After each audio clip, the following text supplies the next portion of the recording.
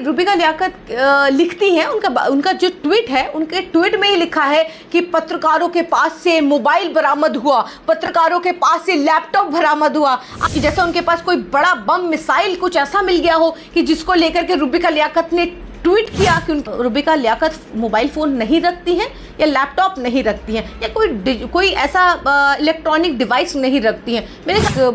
21 रुपये दान के ऊपर मैंने एक ट्वीट किया जिसको लेकर के रुबिका लियाकत जिस तरीके से तिलमिला गई और की दुकान मोदी जी की वजह से चलती होगी, लेकिन हमारे लिए हमारा ईमान ही बहुत कुछ है, हमने आपकी तरह अपना ईमान नहीं बेचा है। वो लोग हैं जो चिल्ला चिल्ला करके, जब इनका बायकॉट किया गया था विपक्षी दलों द्वारा, सत्ता दलों के द्वारा नहीं, इनके ऊपर कोई यूएपी नहीं लगाई गई, इनके ऊपर किसी तरीके की कोई कार्यवाही नहीं की गई, तब ये कह रहे थे कि मीडिया की आज़ादी को ख़त्म कर दिया गया है, एमरजेंसी लगा दी गई है। रुबिका लियाकत लिखती हैं, उनका जो ट्वीट है, उनके ट्वीट में ही लिखा है कि पत्रकारों के पास से मोबाइल बरामद हुआ, पत्रकारों के पास से लैपटॉप बरामद हुआ। आप समझ रहे हैं कि ये किस तरीके का स्टेटमेंट है,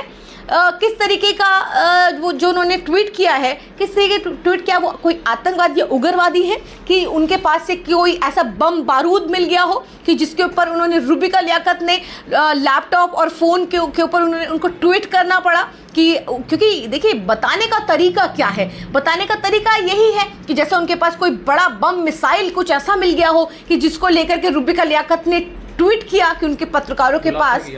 ऐसा खुलासा किया कि पत्रकारों के पास से ये क्या रुबिका लियाकत मोबाइल फ़ोन नहीं रखती हैं या लैपटॉप नहीं रखती हैं या कोई ऐसा इलेक्ट्रॉनिक डिवाइस नहीं रखती हैं। मेरे ख्याल से शायद नहीं रखती होंगी, इसीलिए ये बड़ा इनको जो इन पत्रकारों के पास जो चीज़ें बरामद हुई, हमारे यहाँ शायद आपके पास नहीं होगी। इसके मुझे लगता है कि रुबिका लियाकत जैसे पत्रकार जो कि अपना ईमान बेच चुके, अपना ज़मीर बेच चुके, देखिए अक्सर ऐसा होता है कि ट्विटर पर हम लोग बहुत कुछ लिखते हैं, बहुत कुछ उस पर पोस्ट होता है, लेकिन इसी तरीके से मैंने भी एक 21 रुपये दान के ऊपर मैंने एक ट्वीट किया जिसको लेकर के रुबिका लियाकत जिस तरीके से तिलमिला गई और उसके बाद उन्होंने उसका जवाब दिया। जवाब में उन्होंने भी कुछ इस तरीके की बातें लिखी, जैसे कि आप सब लोग जानते हैं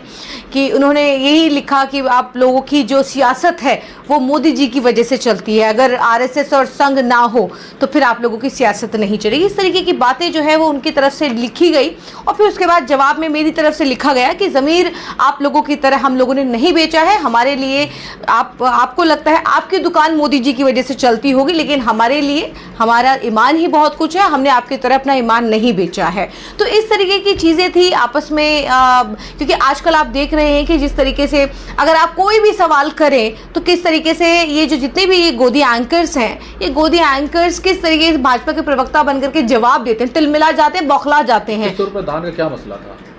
किसका 21 रुपये दान का क्या मसला था? 21 रुपये मोदी जी ने दान पेटी के अंदर, जहाँ ये जो पूरा विवाद है 21 रुपये के दान के ऊपर है। देखिए मोदी जी ने दान पेटी में कितने पैसे डाले, कितने नहीं डाले, वो मोदी जानते, लेकिन रुबिका लियाकत ने एक्सेप्ट किया कि हाँ चलो 21 रुपये तो डाले कम से कम। तो हम यही चाहते थे कि जितना डाला है उतना बताया जाए, और रुबिका लियाकत से ज़्यादा अच्छा कौन बता सकता है, क्योंकि सबसे ज़्यादा करीब और सत्ता की गोद में, और या यूँ कहें कि मोदी जी की गोद में तो ऐसे पत्रकार ही बैठे हैं जिनको गोदी पत्रकार कहा जाता है। और इनकी बाकायदा 14 लोगों की लिस्ट है जिसके अंदर इनका भी एक नाम शुमार है। तो इसमें इन्होंने सच को कबूला, इस बात की मुझे खुशी है कि कम से कम इन्होंने सच को तो माना कि मोदी जी ने सिर्फ 21 रुपये दान पेटी के अंदर डाले थे।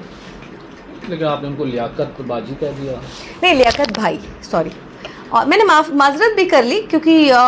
गोदी मीडिया और उनके नाम लियाकत भाई के नाम से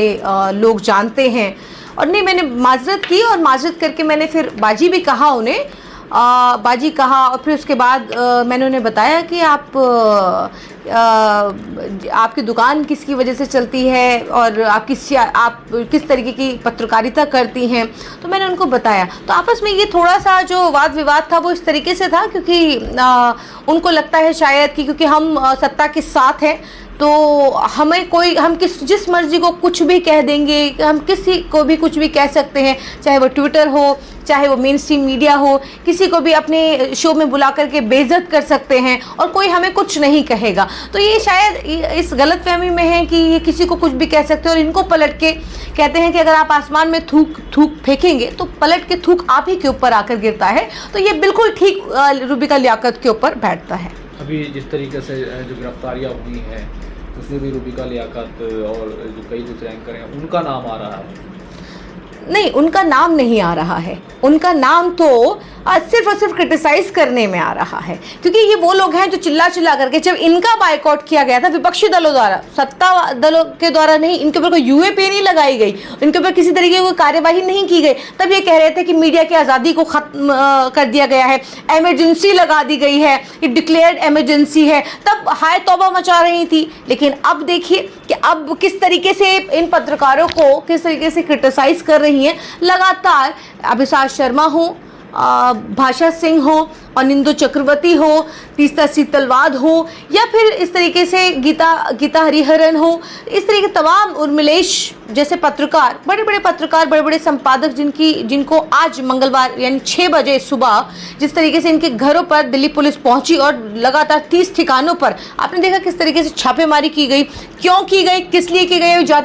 जाति जनगणना का मुद्दा बहुत ही ज़्यादा तूल पकड़े हुआ था। 1 रैंक 1 पेंशन का मुद्दा आपने देखा कि कल रामलीला मैदान के अंदर किस तरीके से लाखों की भीड़, लेकिन मेन स्ट्रीम मीडिया से ये मुद्दा गायब था। ये लोग क्या करते हैं, ये पत्रकार 2 तरीके के पत्रकार हैं, जैसे कि बांट दिए गए हैं, जैसे एक देश 2 कानून इस देश के अंदर हमें देखने को मिला है, उसी तरीके से यहाँ पर पत्रकार बटे हुए हैं। एक वो पत्रकार हैं जो सत्ता की गोद में, जिनको गोदी मीडिया कहते हैं, बैठे हैं और बड़े लाडले हैं, और एक दूसरे पत्रकार हैं जो जनता के मुद्दे को उठाते हैं, जनता की आवाज बनने का काम करते हैं। बहुत सारे ऐसे रवीश कुमार जैसे पत्रकार हैं जिन्होंने एनडीटीवी के साथ समझौता नहीं किया। सब एनडीटीवी को आपको याद होगा कि एनडीटीवी जब सवाल करता था तो किस तरीके से उसके दफ्तरों पर छापेमारी होती थी, रेड होती थी। बीबीसी ने एक डॉक्यूमेंट्री बनाई गुजरात दंगों के ऊपर, तो किस तरीके से उसके दफ्तरों पर छापेमारी की गई। और उसके बाद आपको याद होगा कि लगातार इस तरीके से न्यूज़ क्लिक पर भी इससे पहले छापेमारी हो चुकी है। तो ये वो पत्रकार हैं और ये वो न्यूज़ चैनल हैं, या यूं कहें कि जो सत्ता से सवाल पूछते हैं, वो उन सब कटघरे में खड़े होंगे आतंकवाद, उग्रवादी और चीन के साथ प्रोपेगेंडा करने वाले लोग। देखिए पूरा मामला जो है, पूरा मामला जो जिनको नहीं पता है किस तरीके का ये पूरा मामला, पूरा कैसे ये गेम जो खेला जा रहा है और किस तरीके से जो केंद्र सरकार है, मोदी सरकार है, किस तरीके से